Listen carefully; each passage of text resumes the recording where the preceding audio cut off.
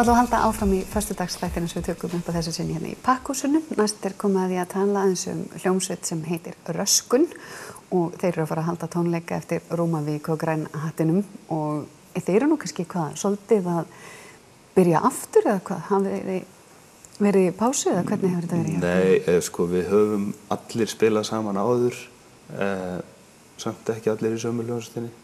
Það meikar eitthvað sens. Já. Það var allir í þessu bandi spilað með einhverjum öðrum í þessu bandi. Já. Og sko, jú, þetta pínu eins og að bara koma saman aftur af því að við erum svona forfallnir þungar okkar. Við höfum alveg prófað að gera eitthvað annað, held ég allir er það ekki? Ég held það.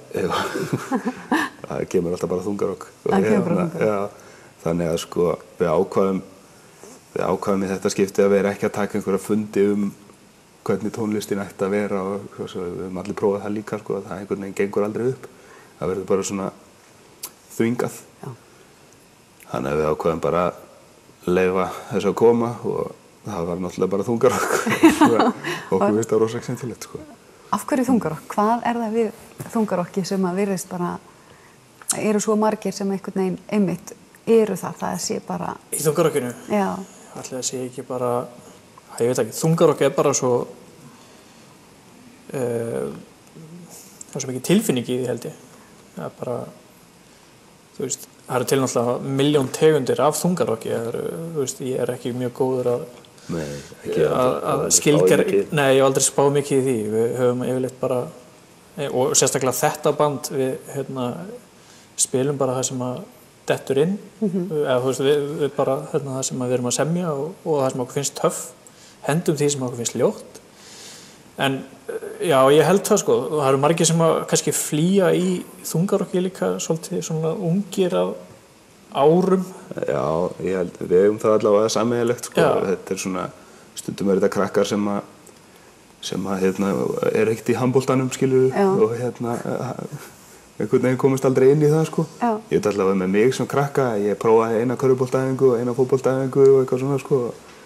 Það var ekki fallegt og sko fann mig rosa vel í þessu sko og það skondi sko að allir þungar okkar allavega á okkar kynslóð, ég vona að sé svolítið að detta út núna af því að við erum orðnir foreldrar líka að sko við heyrðum þá klausu sko að maður verður bara þunglindur að þessu og þú veist, það skilur enginn hvað neitt er að segja og þú veist, þetta er bara sarg, skilur og hvað maður sé að standa í þessu.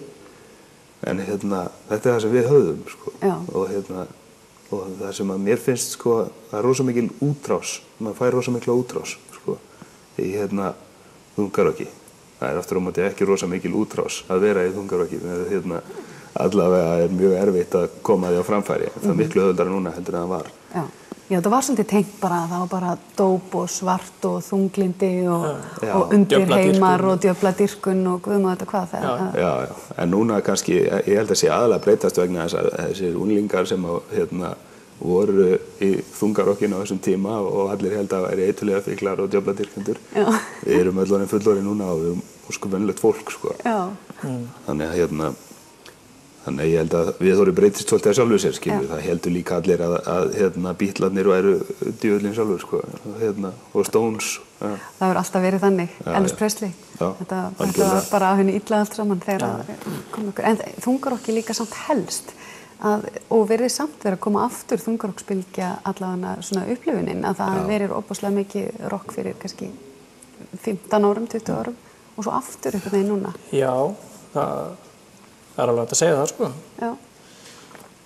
Og sérstaklega kannski á Íslandi, svona síðustu ár hafa verið alveg bara mjög fín fyrir þungarokksenu sko. Við vorum sjálfur að spila þungarokk í 2004 til 2006-07 eitthvað leis saman í öðru bandi. Þá var reyndar ágætis sena en hún var miklu meira underground kannski heldur en það sem er núna. Núna er miklu meira hlutir að gerast sem eru actually á yfirborðinu, eru með útvarpsspilun og veist, eru virkir í veist, að vera að sýna myndbönd með þeim og eru líka mjög virkir í að spila á stórum tónleikum. Þetta er ekki bara einhverjir litlir barir sem þeir eru að spila á sko. Þeir eru að spila á stórum tónleikum fyrir þúsundir manns sko. Þetta svona ekki eins mikið hark sko. Og þetta tónsmíði, þetta ekki bara og eitt tón. Það alls konar pælingar og þetta sem að fólk náttúrulega gerir sér, fólk sem ekki í hljómsveit gerir sér kannski ekki grein fyrir því, hvort sem það þungarokk eða annað, að fyrir hvert lag sem að fólk fær að heyra, þú veist, þá kannski 12 önnur lög sem búið að henda, sko. Og það alveg eins í þungarokki, skilur við. Þetta ekkert bara hvað sem að fara í gegn, sko. Nei, nákvæmlega. Allavega í, flestum böndum. En hvað með textasmíð? Ég veit allavega þegar ég hlusta á þungarokk þá sjaldan að það gerist, að þá á ég svolítið erfitt, ég hugsa oft texta í lögum og svona, en ég á svolítið erfitt með að heyra textan.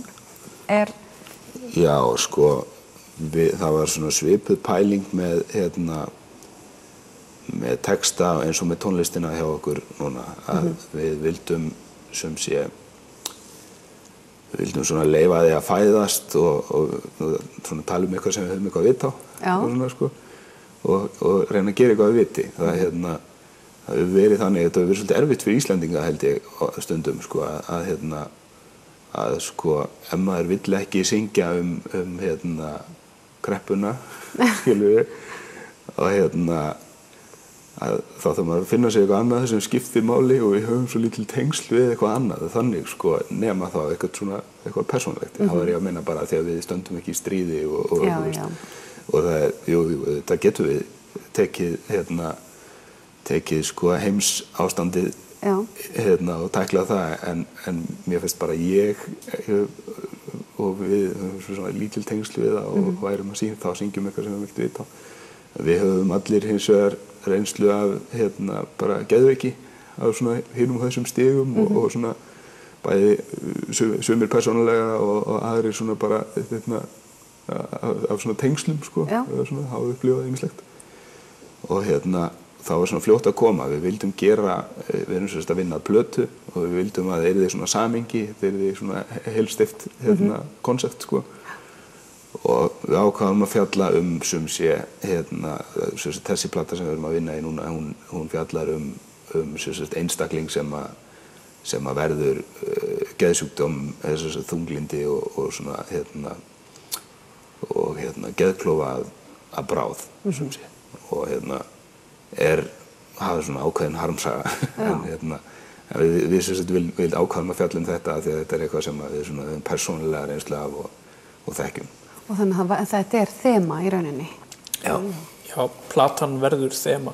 Við gáfum sem sagt út fyrir jól svona pínu sýnisotn sem að við köllum sýni og hana má finna á Spotify og hægt að hlusta á hana frítt þar og líka á röskun.is eða roskun.is og þar eru 4 lög sem að verða að öllum líkindum á endanlegu plötunni þó að við munum kannski taka þetta allt upp aftur og gera þetta enn betur en þetta svona allan sýnisott sem að fólk getur kynnt sér ef það hefur síðan áhuga á því að kíkja á tónleikana í næstu viku. Já, á Græna hattinum 23. föstudagur, var það ekki? Já, föstudaginn 23. Bara að gera. Röskun, takk fyrir að koma til okkar. Bara ef við að gera að kíkja á Spotify til dæmis, Röskun og tékka á tónlistinu og kíkja á Græna hattinn. En við ætlum að halda áfram í föstudagstættinum eftir augnablik.